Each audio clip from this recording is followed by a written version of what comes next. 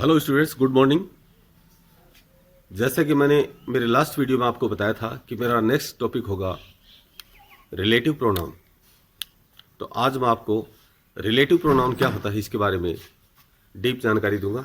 जैसा कि नाम से ही स्पष्ट है, रिलेटिव प्रोनाउन यानी वो प्रोनाउन जो किसी रिलेशन को प्रकट करे, जो किसी संबंध के बारे में हमें बताएं, उनको हम बोलते हैं रिलेटिव प्रोनाउन।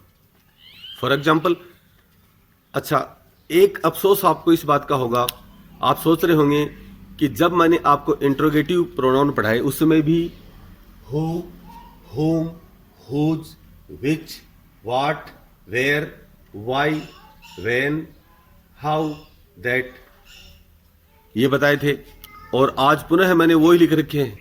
जी हाँ फ्रेंड्स, ये ही जो इंट्रोगेटिव प्रोनाउन हैं, इनका प्रयोग हम रिलेटिव प्रोनाउन के रूप में भी कर सकते हैं। अब डिफरेंस क्या है?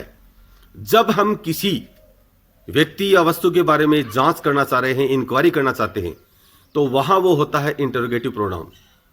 जैसे हु आर यू, तुम कौन हो। यहां हम जांच कर रहे हैं कि वो व्यक्ति कौन है।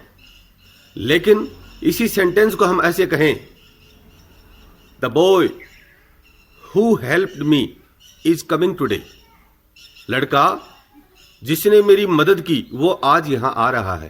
तो यहां हम इंक्वायरी नहीं कर रहे हैं, यहां हम उस बॉय के बारे में बता रहे हैं जिसने किसी समय मेरी मदद की है। The boy who helped me is coming today. वह लड़का जिसने मेरी मदद की थी वो आज आ रहा है।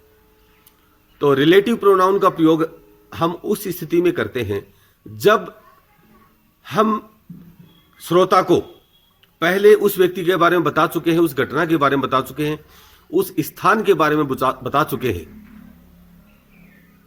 पहले से हमने जिक्र कर दिया है, और आज वह चीज हमारे सामने उपस्थित होने जा रही है। जैसे आपके किसी दोस्त ने आपको गिफ्ट में एक मोबाइल फोन दिया, आपने घर वालों को बताया कि मेरे एक दोस्त ने मुझे एक मोबाइल फोन गिफ्ट किया है, और मान लीजिए वही दोस्त 10 दिन बाद आपके घर आने वाला है, तो आप अपने घर वालों से कहेंगे, the boy who gifted me A mobile is coming here. लड़का जिसने मुझे मोबाइल गिफ्ट किया था वो आज यहां आ रहा है। तो मेरे हिसाब से आप समझ गए होंगे, जब हमें किसी व्यक्ति के बारे में इंक्वायरी करनी हो, जांच करनी हो, तो हम इसी हु को इंटरोगेटिव प्रोनाउन के रूप में प्रयोग करेंगे, हु आर यू। लेकिन इसी हु को हम रिलेटिव प्रोनाउन के रूप में भी प्रयोग करेंगे जब हमने उस व्यक्ति के बारे में पहले से किसी को बता दिया है और वो व्यक्ति आज हमारे सामने उपस्थित होने वाला है। तो इनको हम बोलते हैं रिलेटिव प्रोनाउन। अब हम एक एक करके इनके एग्जाम्पल्स देखते हैं। जैसा कि व्हाइट बोर्ड पे आप देख रहे हैं, सबसे पहला अपना है हु। तो हु का मतलब यहां कौन नहीं होगा, हु का मतलब होगा जो। हुम यहां किसको नहीं होगा, यहां होगा जिसको। हुज यहां किसका नहीं होगा, यहां होगा जिसका। यही फर्क है इंटरोगेटिव और रिलेटिव प्रोनाउन में। नेक्स्ट वन है विच।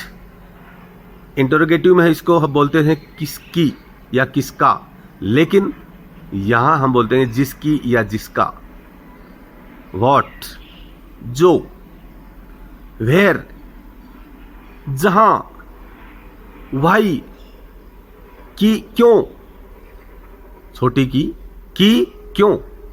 वाई का इंट्रोगेटिव में हम बोलते हैं क्यों, लेकिन यहां होगा कि क्यों। जैसे मैं आपको एक वाक्य बोल के बताऊं, क्या आप मुझे बता सकते हो कि वह क्यों रो रहा है। Can you tell me why he is weeping. तो यहां की क्यों के रूप में इसका प्रयोग हो रहा है। व्हेन जब। हाउ जिस प्रकार, जिस तरीके से। दैट जो। तो ये इनके रिलेटिव प्रोनाउन के रूप में हिंदी में मीनिंग निकलते हैं। अब फर्स्ट वन हम लेते हैं हु, जो। For example, this is the man who met accident, यह वही व्यक्ति है जिसका एक्सीडेंट हुआ था। जैसे आपने घर वालों को बताया कि आज किसी व्यक्ति का एक्सीडेंट हो गया, मान लीजिए वही व्यक्ति कुछ दिनों बाद आपके सामने आया, आपके घर वालों के सामने आया, और आप उसको कोरिलेट करना चाह रहे हैं कि यही वो व्यक्ति है जिसका एक्सीडेंट हुआ था। This is the man who met accident. और भी हम इसका एग्जाम्पल ले सकते हैं। This is the girl who bought a bike, यह वही लड़की है जिसने एक बाइक खरीदी।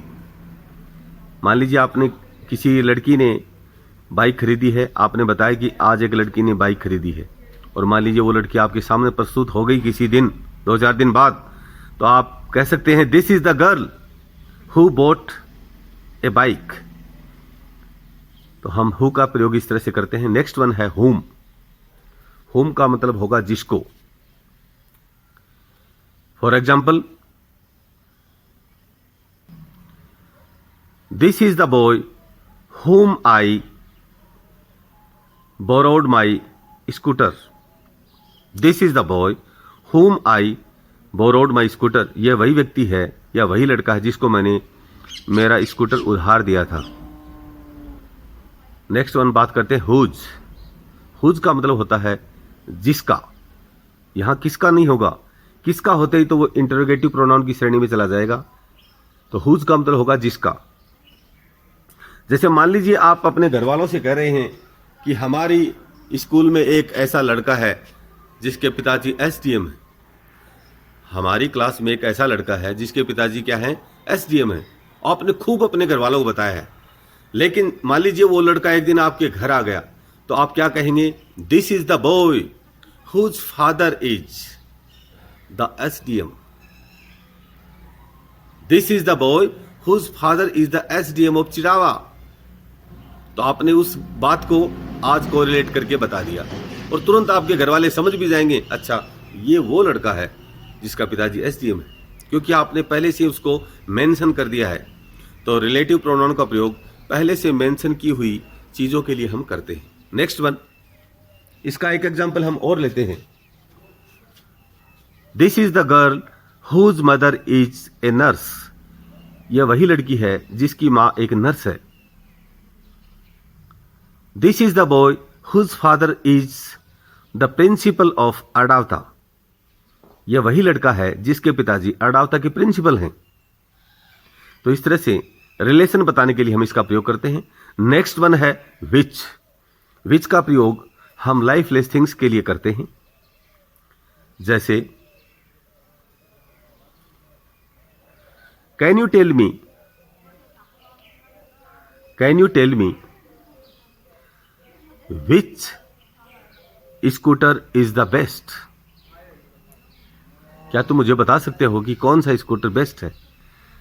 एक अन्य एग्जाम्पल और लेते हैं। The scooter which has black cover is mine. Scooter जिसका जो कवर है वो काला है, वो मेरा है। जैसे मान लीजिए आपने 15-20 स्कूटर खड़े हैं और आप बताना चाह रहे हैं कि आपका स्कूटर कौन सा है, तो आप कैसे बताएंगे। तो मान लीजिए सारे स्कूटर एक जैसे, लेकिन एक डिफरेंस है कि आप वाला जो स्कूटर उसका जो कवर है, सीट कवर है, वो ब्लैक है। तो आप उसको कोरिलेट कर सकते हैं, the scooter which has black seat और black cover is mine. Scooter जिसकी काली सीट है वो मेरा है। तो विच का प्रयोग हम इस तरह से करते हैं। मान लीजिए आपका कोई फ्रेंड आपके घर आया और वो जानना चाहता है कि आपकी स्कूल कौन सी है, और आप स्कूल से करीब 1 किलोमीटर दूर खड़े हैं, और स्कूल के पास में और भी अच्छी 2-3 लंबी लंबी बिल्डिंगें खड़ी हैं। अब आप कैसे बताओगे आपकी स्कूल कौन सी है। तो उस स्थिति में आप उस चीज को पकड़ेंगे जो अन्य बिल्डिंग से अलग है। मान लीजिए आपके जो स्कूल है उसके पिलर्स हैं, उस पे ट्राई कलर बने हुए हैं, तिरंगे बने हुए हैं, जबकि अन्य बिल्डिंग्स पर बने हुए नहीं हैं। तो उस कंडीशन में आप कह सकते हैं the building which has try coloured pillars is my school. Next one है अपना व्हाट। व्हाट का मतलब होता है जो। For example, I know what he will say. मैं जानता हूं वह क्या कहेगा। I know what he will say, मैं जानता हूं वह क्या कहेगा। तो इस तरह से हम जो के रूप में व्हाट का प्रयोग करते हैं। नेक्स्ट वन है वेयर, जहां। जैसे मान लीजिए आपका जन्म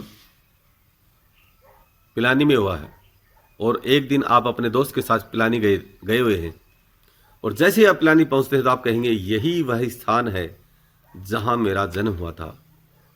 this is the place where I was born. अन्य स्थान के बारे में बताने के लिए, जैसे कोई ऐसा स्थान है जहां पर किसी महान संत ने जन्म लिया है। मान लीजिए महान संत के रूप में हम लेते हैं कबीर जी को, और मान लीजिए आप कबीर की जन्मभूमि पहुंच गए, तो आप अपने फ्रेंड्स को बता सकते हैं this is the place where Kabir born. यह वही स्थान है जहां कबीर पैदा हुए थे। तो स्थान के बारे में बताने के लिए, मान लीजिए किसी दिन किसी जगह आपका एक्सीडेंट हो गया और मान लीजिए उस जगह से आप पुनः गुजर रहे हैं, तो आप कह सकते हैं this is the place where I got an accident. This is the place where I got an accident. जहां मेरा दुर्घटना हुई थी, यह वही स्थान है। तो किसी स्थान के बारे में बताने के लिए जहां के रूप में हम वेयर का प्रयोग करते हैं। नेक्स्ट वन अपना है वाई। जैसा कि मैंने आपको बताया था, वाई का नॉर्मली जो प्रयोग होता है वो होता है क्यों, लेकिन यहां रिलेटिव प्रोनाउन के रूप में हम इसको कहेंगे कि क्यों। क्या आप मुझे बता सकते हो कि वह क्यों रो रहा है? वह क्यों रो रहा है? Can you tell me why he is weeping? Can you tell me why he is weeping?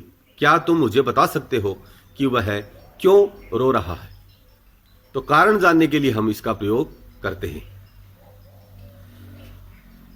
मान लीजिए कुछ दोस्त आपके घर आ रहे हैं, तो आपके पिताजी के मन में ये उत्सुकता हुई कि वो इतने लोग आपके घर क्यों आ रहे हैं। तो आपके पिताजी आपसे पूछ सकते हैं do you know why they are coming here? क्या तुम जानते हो वे लोग यहां क्यों आ रहे हैं? Do you know why they are coming here?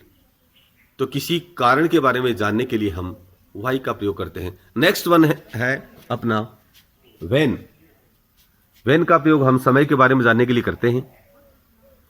जैसे do you know when the Chetak express comes here? क्या तुम जानते हो जिस समय चेतक एक्सप्रेस यहां आती है, क्या तुम उस समय के बारे में जानते हो? Do you know when the Chetak express comes here? Do you know when he gets up? क्या तुम जानते हो वह कब उठता है? तो यहां हम उसके उठने के समय के बारे में जानना चाह रहे हैं। Do you know when he gets up? Next one अपना है हाउ। हाउ का प्रयोग हम रिलेटिव प्रोनाउन के रूप में किसी प्रोसेस के बारे में जानने के लिए करते हैं। जैसे हम किसी से पूछें क्या तुम जानते हो चाय कैसे बनाई जाती है? क्या तुम जानते हो वह प्रोसेस, वह विधि, जिस तरह से चाय बनती है, जिस विधि से चाय बनती है। Do you know how T is made? क्या तुम जानते हो जिस ढंग से चाय बनाई जाती है? Do you know how T is made? Do you know how peda is made? Do you know how jalebi is made? यानी पेड़ा कैसे बनता है, जलेबी कैसे बनती है, क्या तुम उस प्रोसेस को जानते हो, उस विधि को जानते हो, उस मेथड को जानते हो क्या? अब लास्ट वन अपना है दैट। दैट का मतलब ये होता है जो। For example, everyone knows that he is a thief. हर व्यक्ति जानता है कि वह एक चोर है। तो यहां हम दैट का प्रयोग की के रूप में करते हैं, लेकिन इसका प्रयोग ऐसे भी किया जा सकता है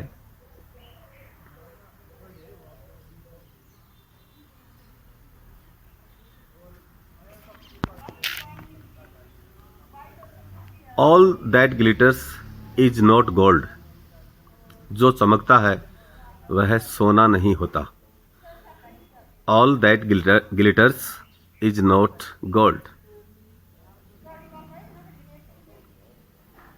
all that play are not players. जो खेलते हैं वो सभी खिलाड़ी नहीं होते। All that play are not players. All that was said by him is not right। जो कुछ उसके द्वारा कहा गया वह सही नहीं है। All that was said by him is not right।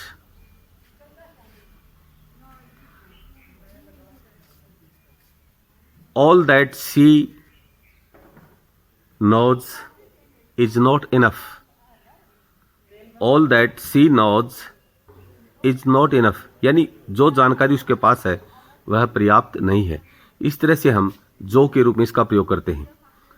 अब ये जो अपना हाउ है, इसके साथ how much, how many, how far, how long, इनको भी हम रिलेटिव प्रोनाउन के रूप में प्रयोग कर सकते हैं। फॉर एग्जाम्पल, जैसे हम सबसे पहले लेते हैं how much. Do you know how much milk his cow give. क्या तुम जानते हो उसकी गाय कितना दूध देती है?